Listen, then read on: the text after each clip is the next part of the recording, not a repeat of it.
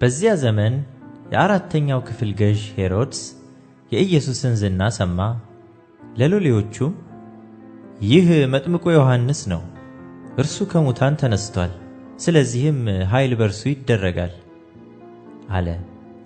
ሄሮድስ በወንድሙ በፊልጶስ ሚስት በሄሮድያዳ ምክንያት ዮሐንስን አስይዞ አሳስሮት በወህኒ አኑሮት ነበርና ዮሐንስ እርሷ ላንተ ትሆን ዘንድ አልተፈቀደም ይለው ነበርና፣ ሊገድለውም ወዶ ሳለ ሕዝቡ እንደ ነቢይ ስላዩት ፈራቸው። ነገር ግን ሄሮድስ የተወለደበት ቀን በሆነ ጊዜ የሄሮድያዳ ልጅ በመካከላቸው ዘፈነች፣ ሄሮድስንም ደስ አሰኘችው። ስለዚህም የምትለምነውን ሁሉ እንዲሰጣት በመሐላ ተስፋ አደረገላት። እርሷም በእናቷ ተመክራ የመጥምቁን የዮሐንስን ራስ በዚህ በወጭት ስጠኝ አለችው። ንጉሡም አዘነ። ነገር ግን ስለ መሐላው ከእርሱም ጋር ተቀምጠው ስላሉት ሰዎች እንዲሰጧት አዘዘ። ልኮም የዮሐንስን ራስ በወህኒ አስቆረጠው። ራሱንም በወጭት አምጥተው ለብላቴናይቱ ሰጧት። ወደ እናቷም ወሰደችው። ደቀ መዛሙርቱም ቀርበው በድኑን ወሰዱና ቀበሩት። መጥተውም ለኢየሱስ አወሩለት። ኢየሱስም በሰማ ጊዜ ከዚያ ብቻውን ወደ ምድረ በዳ በታንኳ ፈቀቅ አለ።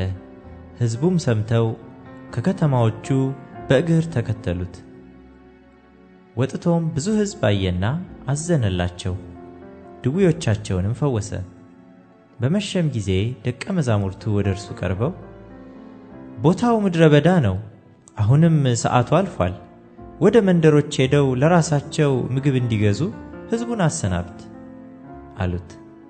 ኢየሱስም እናንተ የሚበሉትን ስጧቸው እንጂ ሊሄዱ አያስፈልግም አላቸው። እነርሱም ከ5 እንጀራና ከ2 ዓሣ በቀር በዚህ የለንም አሉት። እርሱም እነዚያን ወደዚህ አምጡልኝ አላቸው። ሕዝቡም በሳር ላይ እንዲቀመጡ አዘዘ። 5ቱንም እንጀራና 2ቱን ዓሣ ይዞ ወደ ሰማይ አሻቅቦ አየና ባረከ። እንጀራውንም ቆርሶ ለደቀ መዛሙርቱ ሰጠ፣ ደቀ መዛሙርቱም ለሕዝቡ። ሁሉም በልተው ጠገቡ። የተረፈውንም ቁርስራሽ 12 መሶብ ሙሉ አነሱ። ከሴቶችና ከልጆችም በቀር የበሉት 5000 ወንዶች ያህሉ ነበር። ወዲያውም ሕዝቡን ሲያሰናብት ሳለ ደቀ መዛሙርቱ በታንኳይቱ ገብተው ወደ ማዶ እንዲቀድሙት ግድ አላቸው።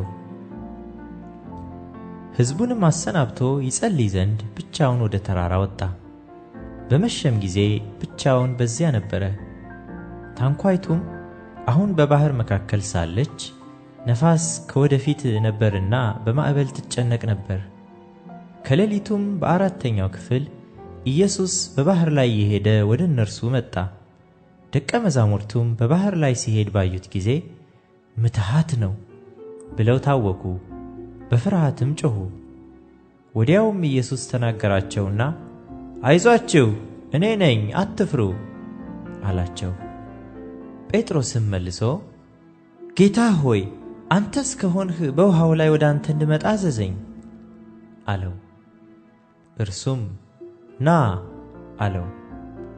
ጴጥሮስም ከታንኳይቱ ወርዶ ወደ ኢየሱስ ሊደርስ በውሃው ላይ ሄደ። ነገር ግን የነፋሱን ኃይል አይቶ ፈራ።